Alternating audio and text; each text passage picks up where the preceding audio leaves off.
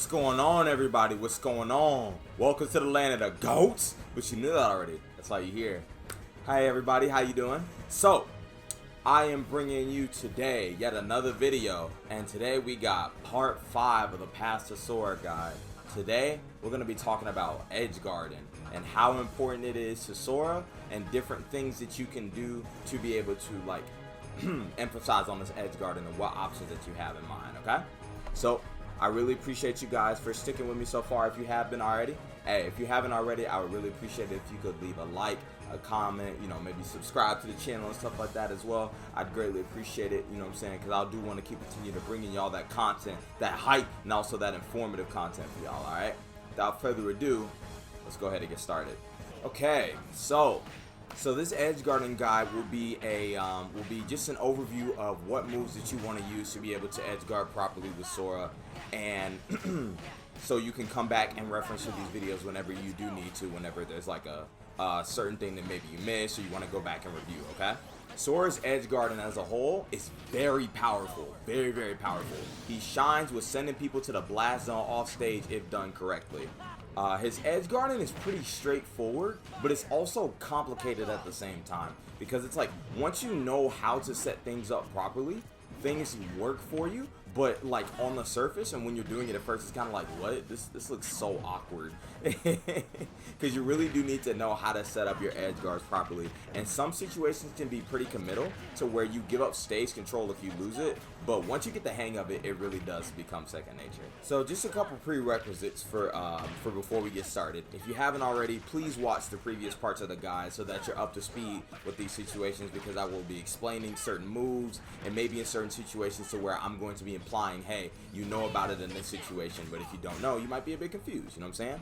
Also, please note that there is a counterplay to everything in Smash. Some characters may have bad or good options against like certain Edgeguards that you want to go for, but do not lose faith, because you can also counterplay their options as well. So it's just a kind of give or take rock, paper, scissors type situation. Finally, this will be the last basic guide for Sora. The rest will become more complicated as we get into intermediate and go into more complex things of that nature, okay? So I just want y'all to know ahead of time. But without further ado, let's get into the video. So just to give you a real quick overview of what moves that we're going to be using, okay?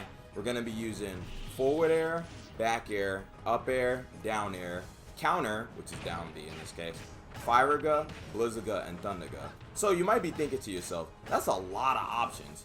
Yes, for great fantastic reason. This character has a lot of different options that you can use to try to go for Edgeguards, and there might be some like extremely unique situations that even your opponent didn't know that you can do, alright? So let's go ahead and slide over to the training room so we can get it started, okay? Before we even start and do anything proper, alright, let me go ahead and give you guys an idea of this individual's recovery, okay? And how ridiculous it is and how good his Edgeguarding actually is. See that little dot on the screen? Look at this. I still made it back. That was just one simple thing. Do all of this. Look, right? You got different options like that. Boom. Firaga, Thundaga. This, as you can see, Sora has a lot of options to like keeping his opponent away from getting back on stage. Again, the downside, or not the downside, but the difficult part is setting it up properly, because you are floaty and your attacks take a little bit of time to come out. But is it like the end of the world or anything like that? No. It's good in the aspect of like, if you can do it correctly, you are very well set off to be able to destroy your opponent and essentially just make sure they don't come back on stage. So just keep that in mind, alright? A lot of different options that you can use, a lot of coverage. It all is just insane within itself, okay? Let's start off with forward air. So forward air is the baseline of Sora's Edgeguarding, okay? Has overall great option coverage against recoveries and can net you early stocks, especially when your opponent's double jump is used. As I talked about in the previous parts, if you have watched those already, this move has a lot of range in front of Sora to where it can catch people above and below him quite well. Once you connect the move, if you don't fast fall it, it'll keep Sora right next to the opponent to where you can follow up and do the rest of the move. Be careful not to fast fall and do fair at the same time, as you will continue to fall down as such while staying with the opponent, without staying with the opponent, sorry.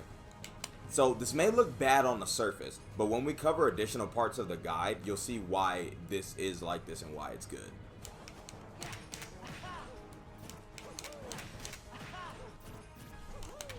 So as such, right, you see how Mario is trying to like double jump and recover high, and I can just cover that. So fair 1, 2, 3 is overall a really solid option to go for, and is a great default, especially when you're like, I don't know what else to go for. So another example of it, right? So when Mario decides to go a bit lower, as in like we can go out and try to chase him, right? So he hasn't used any resources, or now he has, and now he uses double jump, and we messed him up for it. Or we can catch him before he does it. It's just one of those options to where forward air does cover a lot of range. Next we have back air. Back air is another solid option for his edge guarding. It's got great knockback and is a slightly less optimal but good option if you can set it up correctly. So the challenge with this one will sometimes be trying to float or fast fall properly to where your opponent's at if you're not used to how Sora's fast fall speed is. It's a bit harder to set up, but good nonetheless to make yourself unpredictable when your opponent wants to get back on stage. So as such, right?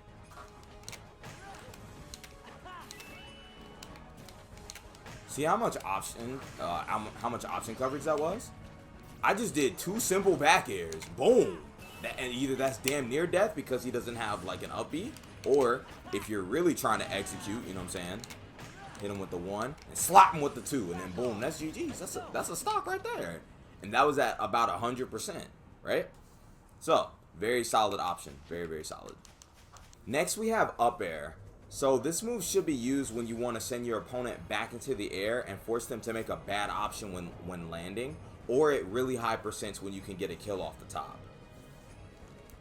So, in certain situations like this, like, oh, I want to catch him, like, I want to catch Mario lacking and do something like this. And then maybe you want him to force him to air dodge on stage, right? It could be like this, boom, and then try to catch him.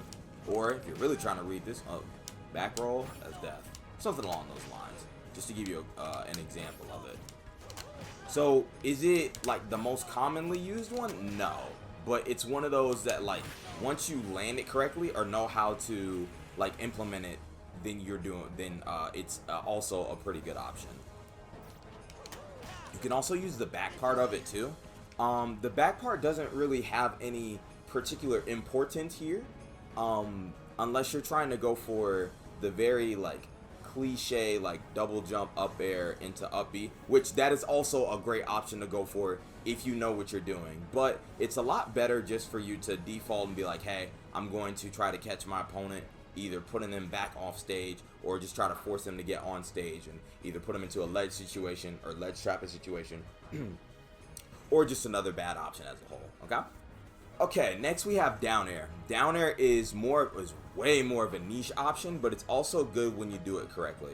So to set this up correctly, you want to jump at full hop height in this case, or just above IDJ height, so that you don't SD into the blast zone, but you also have enough time to jump if you just full hopped and didn't use double jump already, or do up B to potentially catch someone, or then side B to recover back. So as such, right? Full hop here, then I can double jump. That's an up B, and I can make it back. Or just above IDJ, and then boom, up B back onto stage. Again, one of the nicher setups, but it is good when you know what you're doing. Let's see, look. See how like it's quite precise with how big the hitbox is. It's not exact. It is not the easiest thing to set up in the world. What makes it difficult is because of obviously how long you take to like get down to the ground. But then yeah, it's weird. Like the hitbox is good, but it's also like quite precise too. But like I said, that is another good option for you to use. Okay. Next we have counter, or down B in this case. So counter can negate a lot of recoveries that have a hitbox that as people are recovering up. For example, I'm gonna catch Mario's up B as he tries to get back to the ledge, and because of how floaty you are and how high your jumps are, you can get creative with where you want to place the counter and then punish people for trying to get back on stage.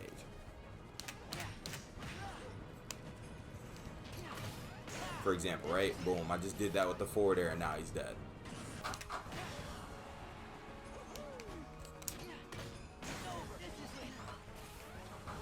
So as such, right, how I just put Mario into a really awkward situation, and then you can get creative with where your placements are at. I could do it here, I can double jump and do it here. Like, you have a lot of places where you could preemptively put this move at. Even you could be like right next to the stage in case they want to like ride the wall, and then boom, you just get back after that, right? Very good move to set things up. You just gotta know what to do and how you're going to implement it correctly, okay? Oh, also, forgot to mention a quick note. If you haven't used your double jump already, what you can do is you can do, like, okay, counter here, and then just go off the stage and try to go for, like, a forward air or something along the nature, just in case they don't die, and you want to make sure that they are dead. If that makes sense. Next is Firaga. Firaga can be used to take someone's double jump when you place it where you think they're going to jump, and then you just stop them completely afterwards. So, essentially, you just stole their jump, you know, for trying to get back, and you're like, oh, well, you know, where you think you're going? You thought it was sweet, didn't you? You can also use it to condition your opponent to recover low, and like when it misses, and then punish with forward air or do a counter or something of that nature to scare them. This option is scary for opponents to deal with, and you can turn the tide of the game using a spell when you know how to do it correctly. As such, look, I just did one little fire go, whatever, and then they try to jump over it or something like that. Boom, I could just punish with like an uppy or something like that. Just stole a jump. Boom, that's a forward air to the face. That's another option. And the last one, just counter. Like, they could do nothing else. Mario could do nothing else, and just got slapped straight in the face for being like, oh, I want to get back. No, you're not getting back. He's not getting back. You know what I'm saying? You gotta make sure that, you know, other characters in Mario don't get back. Gotta put a little bit of execution, a little bit of extra. Just do a little bit too much, you know what I'm saying? Next is Thundaga. Thundaga is the more niche and complicated spell to use, but it can also serve similar purposes that Firaga does in terms of stealing jumps or where you think they're going to preemptively double jump, things of that nature. Can cover people trying to recover high, or after they air dodge, it may be able to send them to the top blast zone if all three hit correctly. If only two parts of it hit, which is like hard to like demonstrate and show it, but it serves as a drag down and sends your opponent lower, then you can cover that either with forward air, a counter, or whichever move that you're trying to do at that current moment. It's hard and a bit inconsistent to set up, but it's good to master so that you can be flexible with your Edgeguard options and you don't feel held back because you got Thundaga and you feel like, oh my goodness, if I don't go for some type of aerial or something like that, I'm going to lose. I'm going to lose my my Edgeguard situation. So as such, right, Mario just tried to attempt doing a double jump and stuff like that. I was like, yeah, I'm going to get back safe. I think it's sweet. In reality, boom, got smacked for it. And this is just to give you a small example of like ways to cover it, because again, it gets a lot more complicated when you try to set up Thundaga properly, depending on where they try to recover and how far or how high or how low that they go. But that is just an example of what else you can do, because the rest is, again, like I said, it's very tough, very tricky to implement, but trust me, you will catch somebody lacking in a match with that if you do it correctly, and they'll be like, what?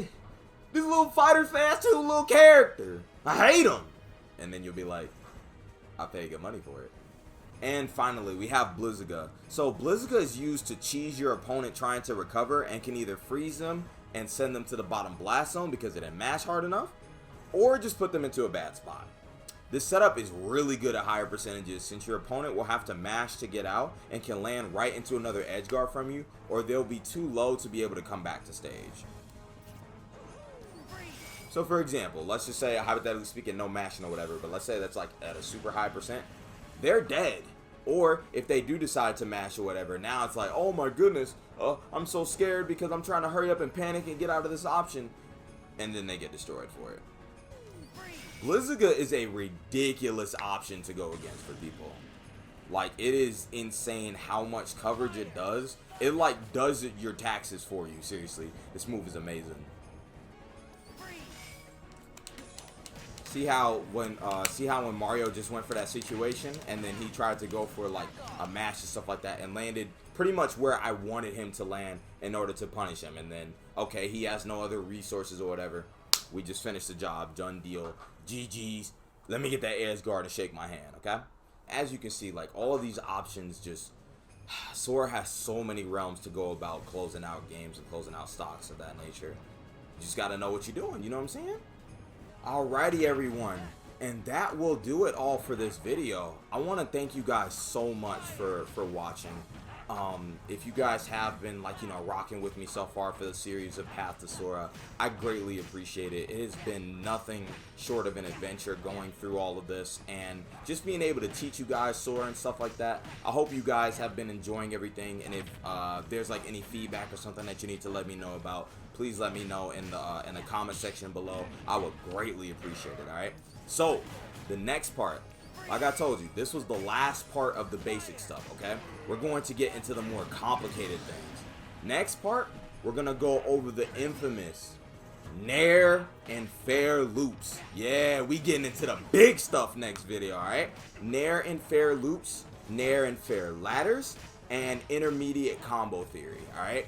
It's going to be a lot to look forward to. I hope you guys are going to enjoy it. But without further ado, I'm gonna go ahead and head out, you feel me? It's been real. Much love to y'all, and I will see y'all in the next video, alright?